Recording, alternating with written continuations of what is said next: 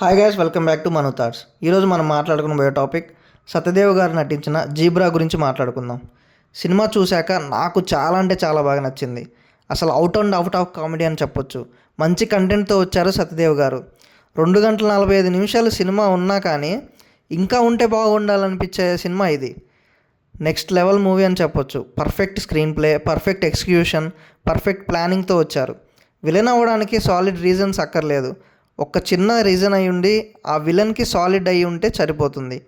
అలాంటి చిన్న పాయింట్ తీసుకొని ఆ విలన్ ఆర్క్ని క్రియేట్ చేశారు డైరెక్టర్ గారు. డాలీ ధనుంజయ్ గారికి నెక్స్ట్ లెవెల్లో ఎలివేట్ చేశారు.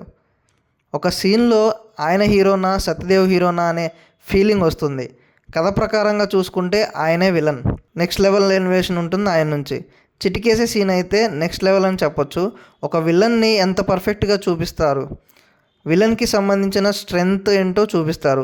నెక్స్ట్ లెవెల్లో ఉంటుంది. సినిమా అంతా కూడా సూపర్ ఉంటుంది. పర్ఫెక్ట్ థ్రిల్లర్ అని చెప్పొచ్చు. ఎక్కడ బోర్ కొట్టలేదు. నెక్స్ట్ ఏం జరుగుతుందనే ఆతృతగా ఉంటుంది. ఒక చిన్న సీన్ కూడా అక్కడ ఎందుకు పెట్టారా అని అనిపించదు మనకైతే. ఎక్కడ ఏం జరుగుతుందో అనే క్యూరియాసిటీ ఎక్కడ తగ్గకుండా చూపించారు డైరెక్టర్ గారు. నెక్స్ట్ లెవెల్ క్యారెక్టరైజేషన్స్ ఉంటాయి.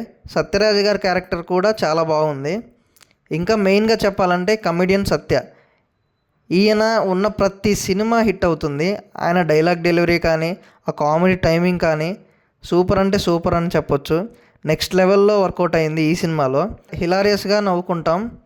ప్రతి ఒక్కరికి కూడా క్యారెక్టరైజేషన్ ఉంటుంది. బ్లాక్ హార్స్ అన్న వైట్ హార్స్ కూడా నెక్స్ట్ లెవెల్ అని చెప్పొచ్చు. సినిమా స్టార్టింగ్ నుంచి ఎండింగ్ వరకు ఎక్కడా బోర్ కొట్టదు. హీరోకి ఫ్లాష్ బ్యాక్ పెడితే కొంచెం చూడాలనిపిస్తుంది, కనెక్ట్ అయిపోతాం. ఇక్కడ విలన్కి ఫ్లాష్ బ్యాక్ పెట్టారు, అంతే కనెక్ట్ అయిపోయాం మనమైతే.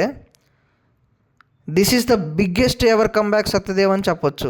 ఓవరాల్గా చెప్పాలంటే రీసెంట్గా వచ్చిన సినిమాల్లో ఇది బ్లాక్ బస్టర్ అని చెప్పొచ్చు.